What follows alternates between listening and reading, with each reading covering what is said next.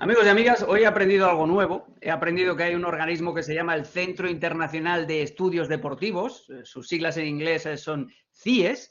Y es una entidad que se ha dedicado últimamente a elaborar una lista, larga lista, de 250 jugadores nacidos de 2000 en adelante para configurarlos, darles puntuación y configurarlos como los prospectos, los mejores proyectos de futbolistas que hay ahora mismo en todo el fútbol mundial. Han analizado 59 ligas. Tengo a Barack Feber y tengo a Ricardo Puig, Ricky Puig, el bueno, para analizar conmigo la aparición de 5 futbolistas mexicanos en toda esa lista, insisto, de 250 futbolistas, los 250 mejores futbolistas jóvenes según este CIES, Football Observatory. Santi Jiménez, que lo tenemos en el Feyenoord, Emilio Lara, de momento en el América, Rodrigo Huescas en Cruz Azul, Israel Reyes en Puebla y Fidel Ambriz en el León. Hay que decir, Barack y Ricardo, que los futbolistas están distribuidos por categorías, es decir, la categoría del año 2000, que la lidera Vinicius, la del 2001 Bukayo Saka, etcétera, etcétera. De todos estos, a mí lo que me llama la atención, por ejemplo, es que Israel Reyes, que está en la categoría del año 2000, Vinicius tiene la puntuación más alta de todas, que es 100 sobre 100, esto como los videojuegos.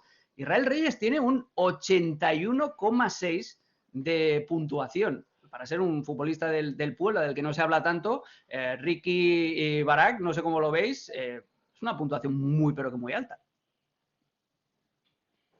Sí, sí lo es, muy meritoria también, pero me parece que particularmente a él, más bien creería que la excepción es Santi Jiménez, no sé si ahora Emilio Lara también, ahora iremos ya por categorías hablando de cada uno, pero me parece que en general son un poco víctimas todos estos, víctimas, por decirlo de alguna manera, del propio sistema del fútbol mexicano, porque la realidad, quitando a Jiménez, porque estaba en Cruz Azul y porque ya venía teniendo más oportunidades y más minutos disputados, hasta hace muy poquito el resto eran futbolistas prácticamente desconocidos Cierto. para todos. Y ahí habría que incluir también a gente como nosotros, en los medios de comunicación, que nos pasaban de noche. Reyes tal vez menos, porque lleva ya mucho tiempo jugando con Puebla.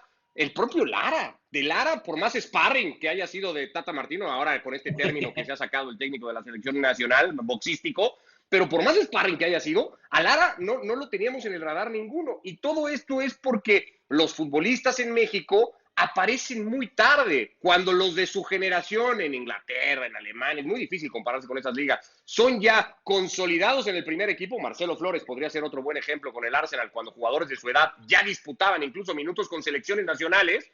Pues Marcelo Flores era un sub-15 o sub-17, ¿no? Del Arsenal. Y me parece que es un poco el gran problema, o uno de los muchos, Sí, del fútbol que solo mexicano. haya 5 entre 250 es preocupante, Barack. Mira, hablaba, por ejemplo, Ricardo, de Santi Jiménez y de Marcelo Flores y Bukayo Saka. Bukayo Saka es el líder de la generación del 2001, según esta puntuación, con 92,4. En esa categoría entra Santi Jiménez con un 78,2.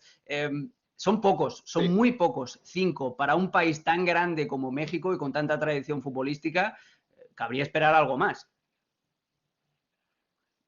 Bueno, el tema es ese, que no solamente a nivel juvenil, sino a nivel abierto, ¿cuántas veces México ha tenido un candidato al Balón de Oro? No a los 3 finalistas, no a los 20 que pasan el corte, sino a los 50, ¿no? Me acuerdo una vez que estuvo Memo Ochoa, hace muchísimo, cuando estaba en América además. México ha tenido grandes futbolistas y ni siquiera estos futbolistas de semiélite en los últimos años, como el Chucky Lozano, como Raúl Jiménez, como Tecatito Corona, pasan ese corte que realmente separa a los fuera de serie de los buenos jugadores, ¿no? México a nivel individual no ha tenido, honestamente, más que Hugo Sánchez, más que Rafa Márquez, y algunos debatirán que por potencial Carlos Vela también pudo haber llegado a donde hubiese querido, pero no quiso, ¿no? El tema de los jugadores jóvenes, bueno, no está mal que haya 5 de 250. El tema es que si estuvieran ahí en el top 10, sería mejor. Honestamente, cuando ves cada categoría, te das cuenta que no hay nadie que esté en el top 25 tampoco. Y esto es matemático, puede ser, y si nos da tiempo, ya analizaremos para también darnos cuenta cómo al esto ser un estudio de laboratorio, se le van cositas en el estudio, ¿no? Por ejemplo, lo que me acuerdo ahora mismo, Florian Wirtz, como ha dejado de jugar, porque se lesionó hace meses el súper Buenísimo. talentoso mediocampista del Bayer Leverkusen, pues no puntualizó y tiene menos puntos que Ilaix Moriba, por ejemplo, ¿no? Ilaix Moriba es buen jugador, pero les garantizo que no va a llegar a la mitad de lo que llegue Florian Wirtz, y eso obviamente depende de algunos obstáculos que se encuentren en el camino y ojalá las lesiones le respeten. Con eso quiero decir que el tema de los jóvenes, obviamente a la hora de analizar su potencial siempre es complicado, y cuando lo haces matemáticamente como este laboratorio, pues hay un margen de error enorme. Lo cierto es que no hay ninguno de los futbolistas mexicanos en ninguna categoría en el top 25 basado en estas estadísticas. Y para acabar, lo que dice Ricardo, ¿no? A ver, Santi Jiménez es una excepción. Sí y no, ¿no? Porque Santi Jiménez, vean la edad que tiene, el físico que tiene, jugador zurdo, y está al molde, más o menos, de monstruos, ¿no? Como Erling Haaland, como Darwin Núñez, como Dusan Vlahovic. Todos son jugadores enormes, todos son grandes delanteros, todos son zurdos, todos son jóvenes. ¿Cuánto tiempo llevamos hablando de Vlahovic en la Fiorentina hasta llegar a la Juventus? ¿Cuánto tiempo hablamos de Erling Haaland, que no necesita presentación? ¿Cuánto tiempo no hablamos de Darwin Núñez desde que la rompió en la segunda división española? Y tienen un año más que Santi Jiménez. Y Santi Jiménez apenas está empezando. Son jugadores que tienen un ritmo diferente de cocción. Ese es el problema. Y no seguramente porque no tengan capacidades, sino por lo que decías tú, Ricky, de las propias características del fútbol mexicano, que hace que sea muy difícil que los jugadores jóvenes levanten la cabeza. Como lo ha levantado Emilio Lara, que forma parte de la categoría del año 2002.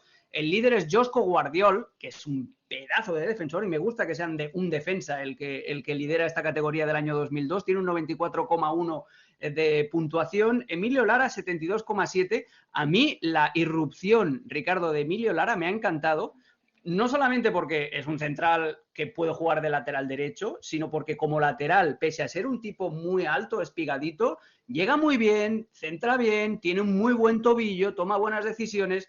A mí es un jugador que me ha sorprendido muchísimo.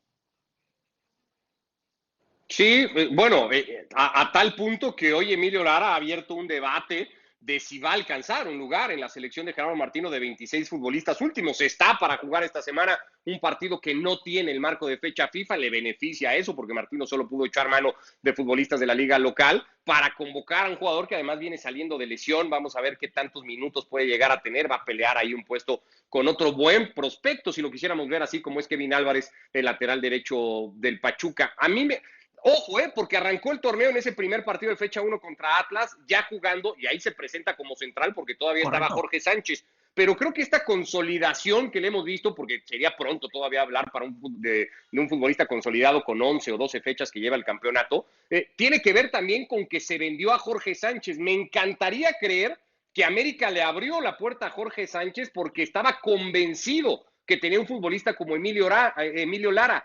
Yo soy más pesimista y creo que América se encontró un poco la fortuna de decir, mira tú, que tenemos a un crack acá, Emilio Lara, pues no importa que se haya ido Jorge Sánchez, pero hubo un momento que yo creo que se mordieron las uñas y dijeron, en la torre, ¿no? ¿Qué vamos a hacer? Porque esa es la impresión que te deja el fútbol mexicano, que no trabaja suficientemente estas partes y que por eso los futbolistas, cuando aparecen de 24 o 25 años, que en teoría deberían de estar en su prime, pues apenas van arrancando carreras, ¿no? Muchas veces. Eso es un problema que tiene el fútbol mexicano, sumado a otra cosa que yo también he insistido muchas veces, ¿eh? No tiene ni tantos ni tan buenos jugadores como muchas veces se cree o muchas veces se quisiera pensar. Y que no se ha avanzado en los últimos 15 años, por lo menos, y digo los últimos 15 años porque antes de 2006 mucho menos, pero partiendo desde 2006, que es cuando sobre todo Ricardo Lavolpe se levanta el cuello y presume cómo futbolistas mexicanos empezaron a ir de manera más consistente al fútbol europeo. Recordemos que Carlos Salcido, uno de los mejores defensas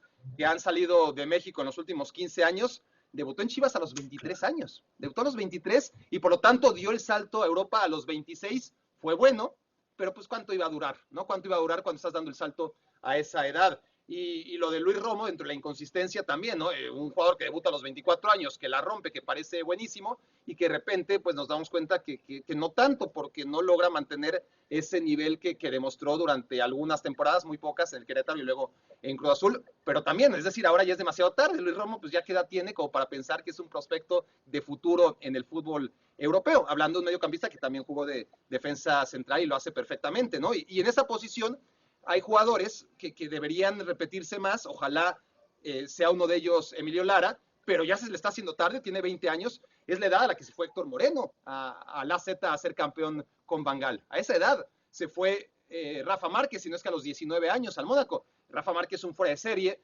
pero creo que son los listones mínimos que se tiene que poner Emilio, no tanto lo de Rafa Márquez, pero sí lo de Héctor Moreno, ¿no? Los defensas centrales mexicanos que han triunfado en Europa o que han puesto el listón más o menos alto, pues se tienen que ir a esta edad y no empezar apenas a despuntar. Y no es culpa, obviamente, de Lara, sino de lo que habla. Tienen que irse y mira lo que está aprendiendo, por ejemplo, Johan Vázquez, y él mismo lo reconocía en una entrevista a Dani Martínez, lo que está aprendiendo a defender en Italia, el que es un defensor central. La última categoría, que nos toca, la de 2003, la lidera Jude Bellingham, que lleva ya 75.000 años, ahí lo de lo que decís vosotros, jugando ya, a pesar de haber nacido en el 2003, tiene un 91,5% de puntuación. Está Fidel Ambriz, que tiene un 66,7%, el jugador de León, y Rodrigo Huescas, que tiene un 63,2%. En el 2004, la categoría del 2004, la lidera Gavi, jugador que tiene ya más de 50 partidos con el Barça, con un 92,3. Y en eso de que hablábamos, Barak, me la has dejado votando dentro del área, se lo voy a preguntar a Ricardo, ¿qué pasa con Marcelo Flores? Que fue uno de esos que sí que dio ese salto teenager, que se va al Arsenal para intentar empezar a aprender en Europa. Su nombre ya lo habéis sacado a colación durante este espacio.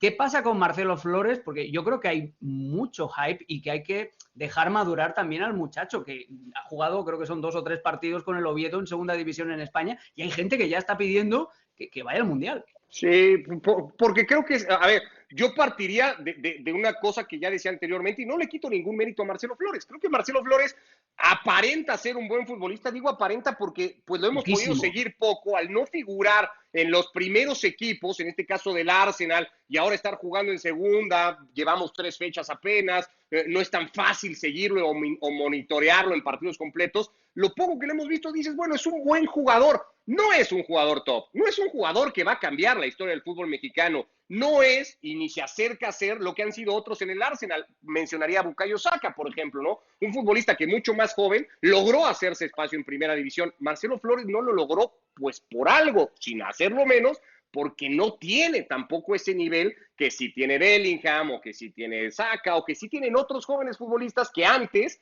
ya podían competir por un lugar en la primera división. Yo creo que el fútbol mexicano está necesitado, urgido de encontrar a esta perla. Lleva años así, desde que por lo menos Barak y yo seguramente tenemos memoria. Han habido ahí, ¿no? Casos, el de Hugo, el de Rafa, en algún momento Javier, parecía que podía acercarse a eso. La carrera de Guardado da también para ponerlo un poco en eso, pero son contados con los dedos de una mano. Y seguimos esperanzados en que aparezca un futbolista que le permita a México dar desde lo individual un salto que nunca ha podido dar, arrancando por lo colectivo, que es a lo que debería de aspirar el fútbol mexicano, ¿no? Afianzar su fútbol base, su fútbol de equipo, para a partir de ahí ser capaz de competir más y mejor. Eso no, y espera que llegue alguien y se lo resuelva. Si no es un futbolista, que sea un entrenador de quién sabe dónde, pero que alguien nos haga ser mejores. Eso es un muy buen punto, el que acaba de poner Ricardo, Barak, porque yo creo que todo este hype, todo este ruido que hay alrededor de Marcelo Flores, al primero al que no le interesa, el primer damnificado por todo esto, es el propio futbolista, que cada vez que sale al terreno de juego necesita demostrar todo lo que se habla de él. Y ya lo vimos, por ejemplo, el día que falló el penal con la selección mexicana, la reacción que tuvo después. Yo no sé si esto, más que auparlo, lo va a hundir hacia abajo. Sí, porque ya no solamente es la presión innecesaria y ridícula desde mi punto de vista de que va a estar en el 2026. Correcto, hacemos planes a 4 años vista. Sí. En ellos pueden pasar tantas cosas. No sabemos si vas a ir siendo futbolista profesional. Seguramente sí, y ojalá sea de los buenos, pero pueden pasar muchas cosas y no necesariamente buenas. Lo normal es que no sean tan buenas, porque así es la vida, así es el fútbol y así nos marca la experiencia de los futbolistas mexicanos, aunque Marcelo tenga la nacionalidad mexicana por la cultura familiar en la que creció, por el corazón que tenga, por lo que quieras, pues no es un jugador formado en México. Y aún así, los jugadores mexicanos no formados en México, pues tampoco han cumplido las extraordinarias expectativas que se le han puesto. Giovanni Dos Santos es el mejor de los ejemplos. Ojalá con todas sus irregularidades críticas, inconsistencias, Marcelo Flores logre lo que hacía cuentagotas logró Giovanni Dos Santos. Está todavía muy lejos, ¿no? Para ponerlo solamente en el parámetro, ¿no? Es decir, si llega a ser Marcelo Flores, si analizamos su carrera en 15 años y acaba siendo un Giovanni Dos Santos, pues ahora mismo todo el mundo estará decepcionado de que sea tan poquito. Y aún así es una carrera maravillosa. De llegar, ganar una medalla de oro en Juegos Olímpicos y jugar en el Hay un par. sola temporada y brillar más o menos en el Mallorca, en el Villarreal y meter gol en un clásico contra Chivas, etcétera, etcétera, etcétera. Todo eso está lejísimos todavía y se le pone una presión a un futbolista amateur que no tiene, por supuesto, ninguna ayuda, que no puede ofrecer ninguna ayuda. Esta lista de 2003 tiene a Bellingham, ya lo dices, a Musiala, que es tremendo, extraordinario. Bambi, no sé si buenísimo. mejor que Bellingham, son diferentes. En segundo, Harvey Elliott en tercero. No hay duda que estos tres sí son los nombres que tendríamos o que soñaríamos, ¿no? Que un futbolista mexicano fuera como el de Liverpool, como el del Bayern, como el del Dortmund, que están asentados en el primer equipo. Elliott un poco menos, pero cada vez con más actividad. Dentro de esta lista está Florian Wirtz, muy abajo, pero te digo, a final de cuentas es porque también hay que agarrar con pincitas este tipo de análisis, porque son estadísticos y la computadora, hazle entender que Florian Wirtz se rompió los ligamentos y que no ha podido puntualizar en los últimos 6 meses. Pues la computadora no ha tenido la suerte que hemos tenido Barak y yo de comentar partidos en directo del Bayer Leverkusen y ese chico hasta que se rompió, era una auténtica barbaridad. Ricardo, antes de cerrar. Sí, rápido. Me acuerdo de 2 casos, volviendo al tema de Marcelo Flores y del fútbol mexicano. 2 casos recientes más o menos similares. De uno se me escapa el nombre, seguro Barak se va a acordar. Uno fue Nery Castillo, ¿no? Que parecía que se había descubierto petróleo con Nery Castillo cuando Hugo Sánchez lograba convencer a Nery de que viniera a jugar con selección y venía con esta etiqueta de Salvador, ¿no? De ya encontramos en Europa a un tipo que podía haber jugado con Uruguay, me parece que era, pero que optó por jugar con México y que nos va a llevar no solo al 5º partido, a otra galaxia, ¿no? Y el otro era este de Bundesliga, Barak, te acordarás, fue un delantero que se me escapa ahora el nombre, que resultó que también podía ser convocado, que tenía pero era paraguayo, Aldo Bobadilla.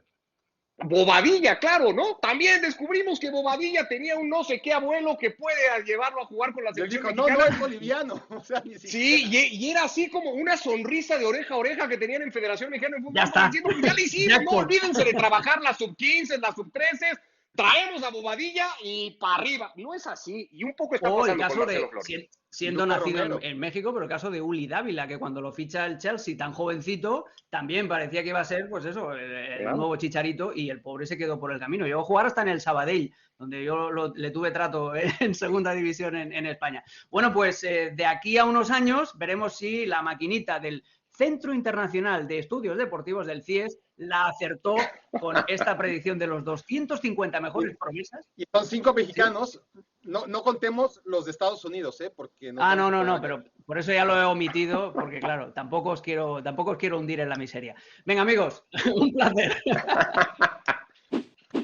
Chao.